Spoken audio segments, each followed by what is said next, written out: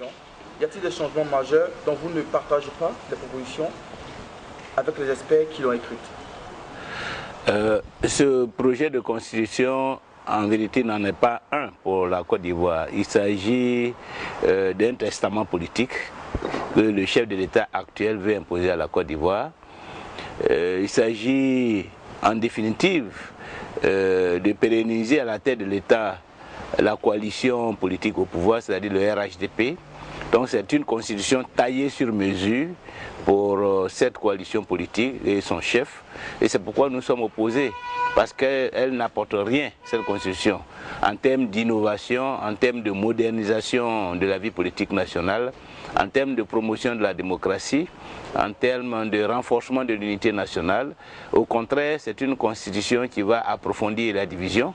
C'est une constitution ethnocratique parce que le système de président et de vice-président qui a été choisi, en fait, vise à faire en sorte à entériner le fait qu'à l'heure actuelle, la coalition au pouvoir est composée du chef d'un parti originaire du Nord et du chef du PDCI originaire du centre, et c'est ce schéma qui a permis à cette coalition d'arriver au pouvoir que l'on veut imposer à la Côte d'Ivoire à travers sa constitutionnalisation, à travers le système de président et de vice-présidence.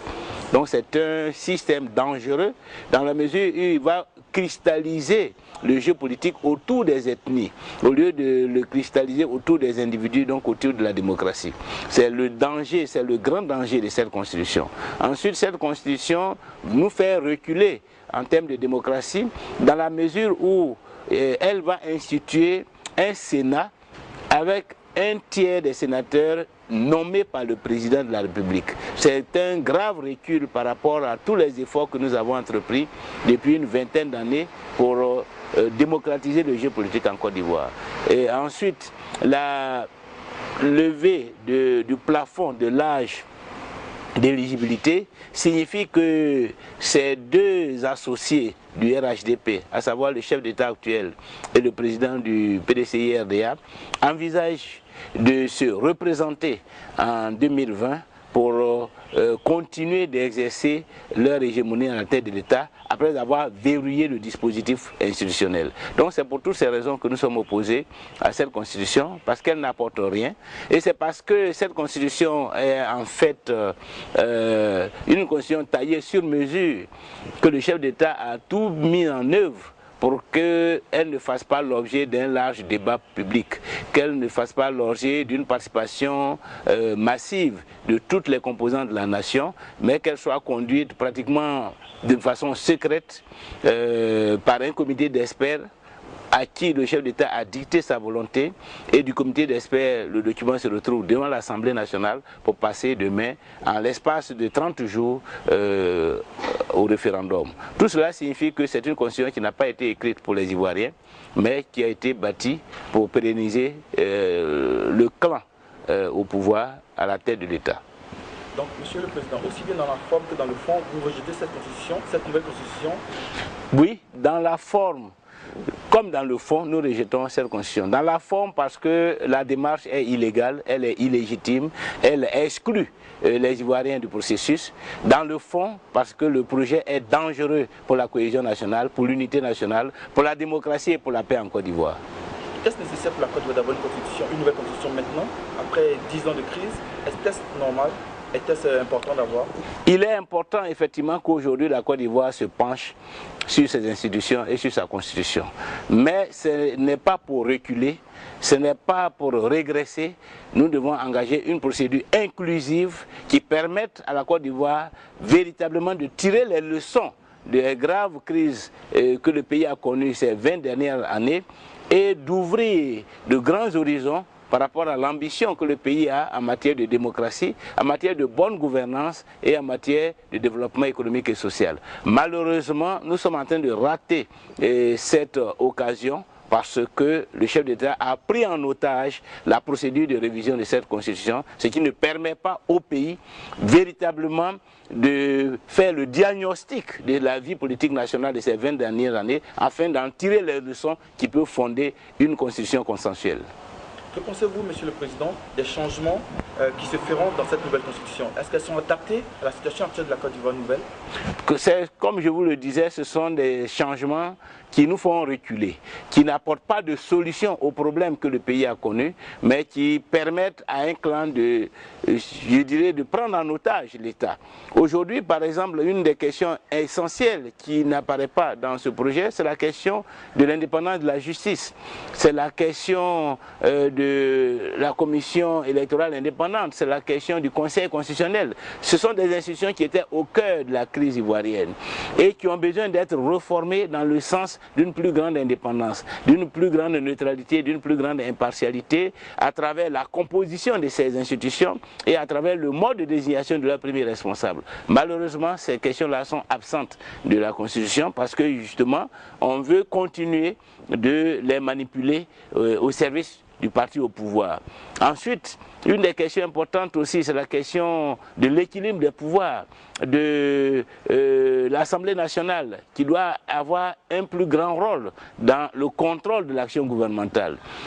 Au lieu donc de promouvoir la séparation des pouvoirs, de promouvoir l'équilibre des pouvoirs, cette constitution, au contraire, étend les prérogatives de l'exécutif en faisant en sorte que cet exécutif qui est déjà envahissant puisse encore contrôler une partie du Parlement à travers la nomination d'un tiers des sénateurs, sans apporter davantage de compétences à l'Assemblée nationale existante. Donc, véritablement, c'est une constitution rétrograde qui nous est proposée. C'est une constitution dangereuse, comme je l'ai indiqué, pour l'unité nationale et nous devons tout faire pour que cette constitution-là ne puisse pas prospérer.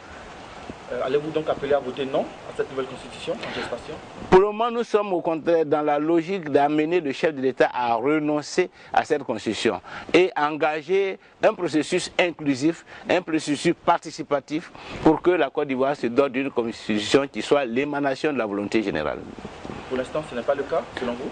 Ce n'est pas le cas, malheureusement, et c'est pour cela que nous avons appelé à manifester le mercredi 5 octobre prochain pour dire non à cette constitution, pour interpeller nos parlementaires, pour, je dirais, attirer leur attention sur le danger que représente cette constitution et pour les amener à prendre toutes leurs responsabilités afin d'être à la hauteur du mandat qui leur a été confié par le peuple. Monsieur le Président, nous avons entendu hier que cette manifestation à laquelle vous appelez pour demain a été annulée par les autorités ivoiriennes. Quelle est votre réaction? D'abord, les arguments qui ont été avancés ne sont pas justes.